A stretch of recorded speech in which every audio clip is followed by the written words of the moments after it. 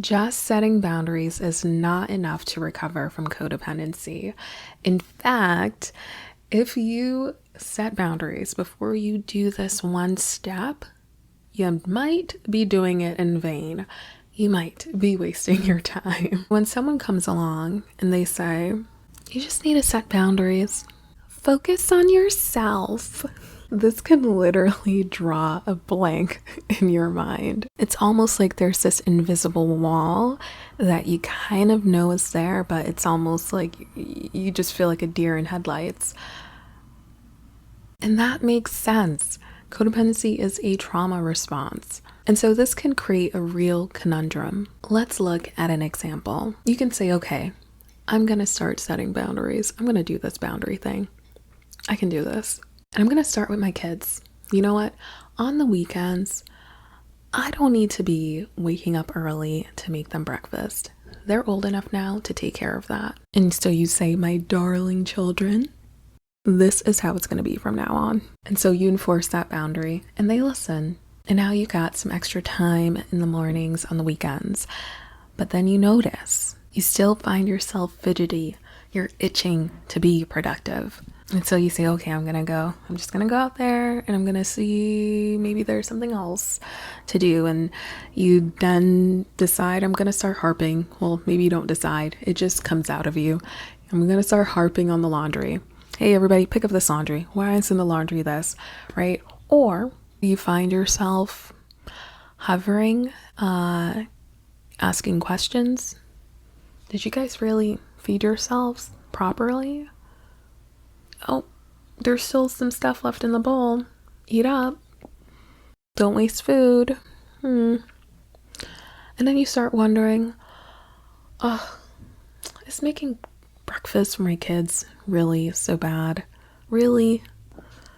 You know, I'm never going to get this time with them again, so I should really take advantage of this quality time. They're never going to be this age again.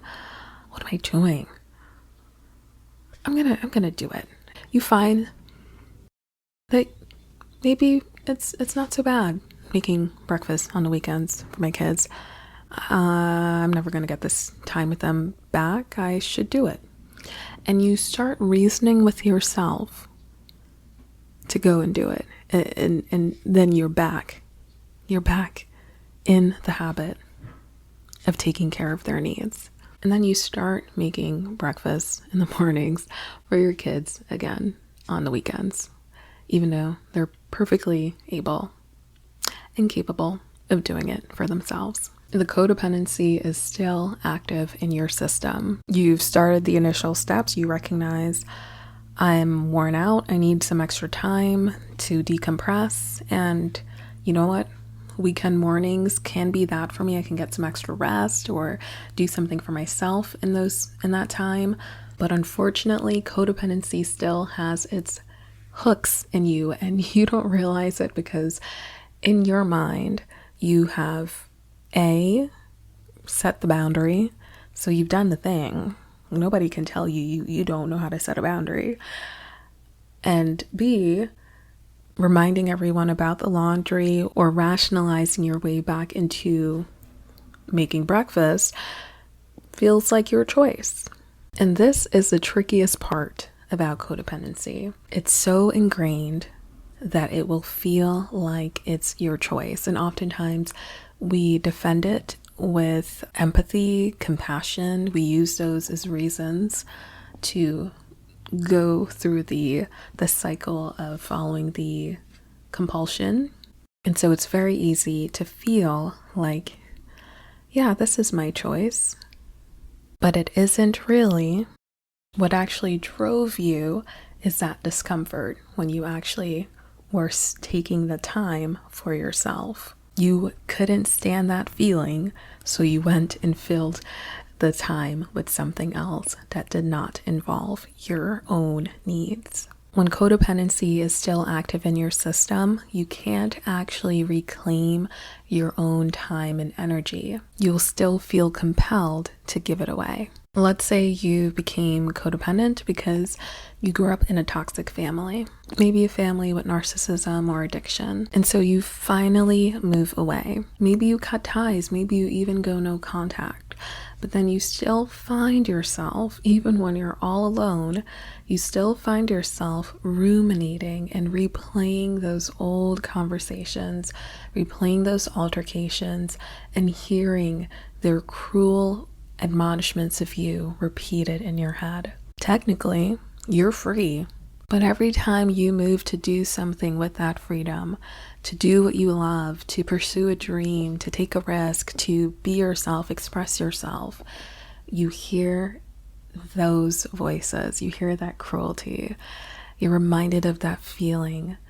And so you make yourself small, you shrink away, you step away, and you don't go forward. If you were a balloon, it's almost like there was this set height that you get maybe just before you break through, maybe just before you really pick up momentum on something. And as soon as you reach that place,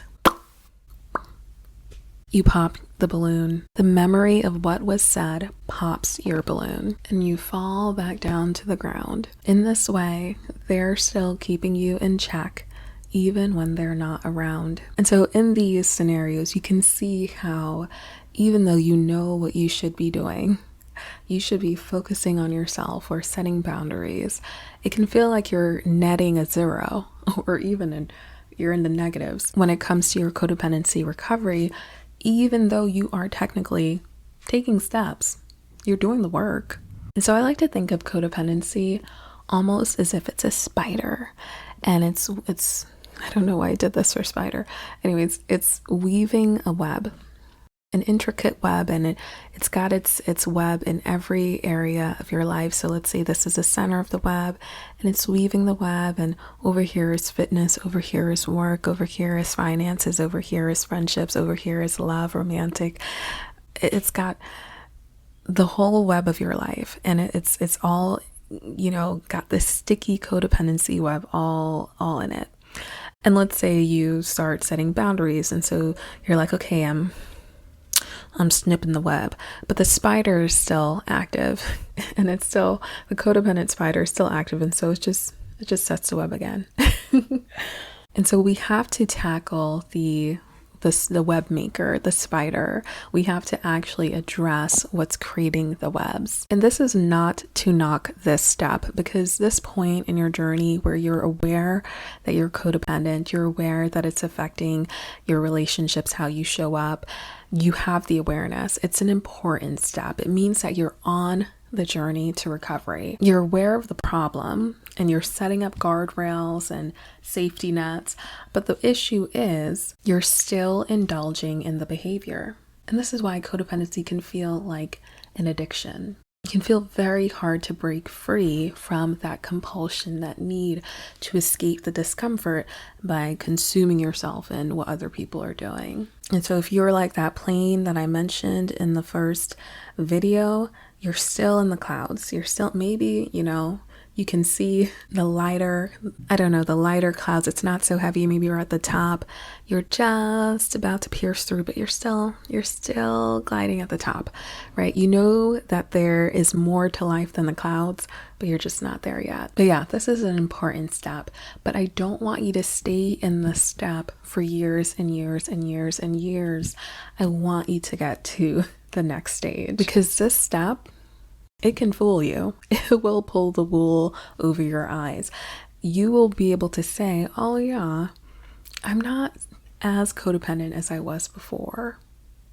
But the reality is you're just not as obviously codependent as you were before. You're like sneakily codependent or cheekily codependent. It's kind of cute. It's kind of cute in its own way.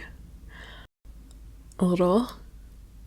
But you can definitely tell that it's problematic in the outcomes. So going back to those examples, your kids may very well abide by your boundaries, but when you're not looking, they roll their eyes or they laugh to each other because they know you're still gonna come out and make their breakfast. Maybe you just do it at a later time now. They may even tolerate you nagging them to pick up their laundry, but they know if they wait long enough, you'll come out and clean it up.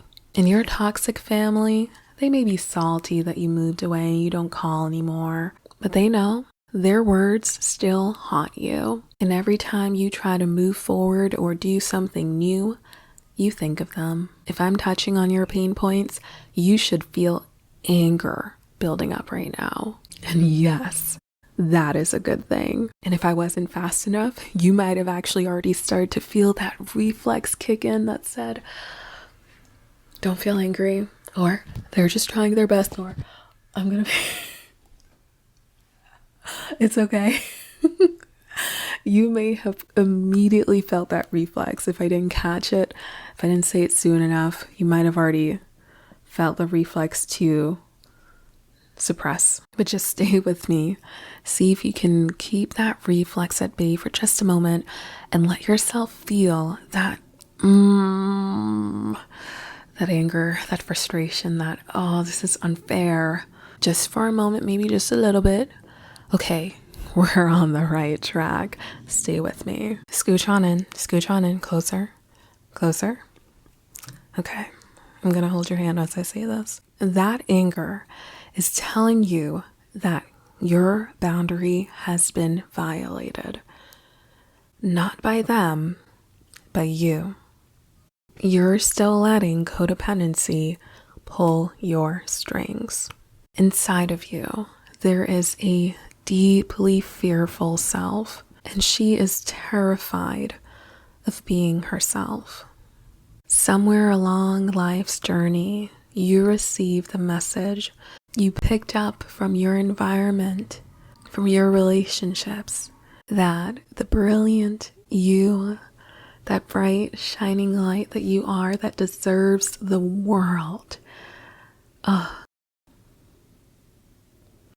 Somewhere along the way, you picked up that it's not safe to embody that essence that is you. Almost like if you could see baby you, somewhere along the way, you realized she is precious and she is not safe with others. And so to protect her, you erased her. Your relationship isn't erasing you. You're erasing you. And this is why codependency isn't really about other people. It's not really about what they're doing, as awful as what they're doing may be. It's about what you are doing to you. If earlier you felt how quickly that reflex to push down on your anger and suppress it and not feel it, if you felt how quickly it came up, or maybe you immediately went into the story of, oh, they're not so bad, or I need to have compassion, or doesn't even matter if I get angry, nothing's gonna change. That is the intensely narrow window of time that we're working with when we're trying to shift this habit and resist this impulse, the codependent impulse to take care of other people's feelings, see what they're doing, obsess about what needs to be done in their lives. The time is so narrow, maybe microseconds sometimes, less than a second. It is a scarily tight window.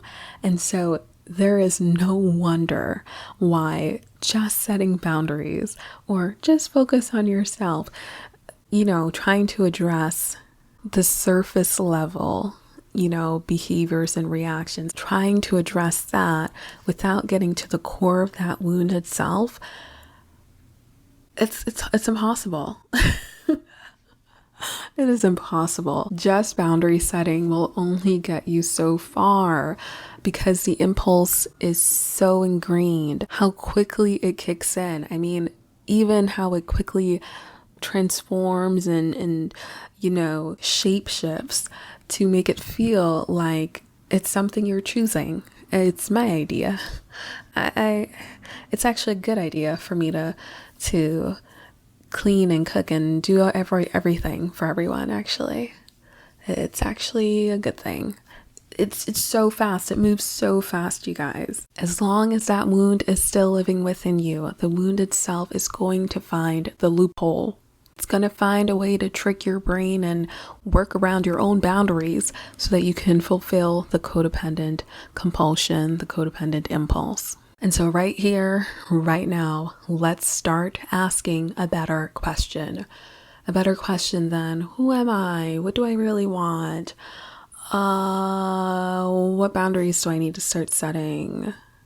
Rather than focusing on your codependent reactions, your lack of boundaries, your self-abandonment, the suppression or repression of your emotions, focus on that part of you that wants to disappear.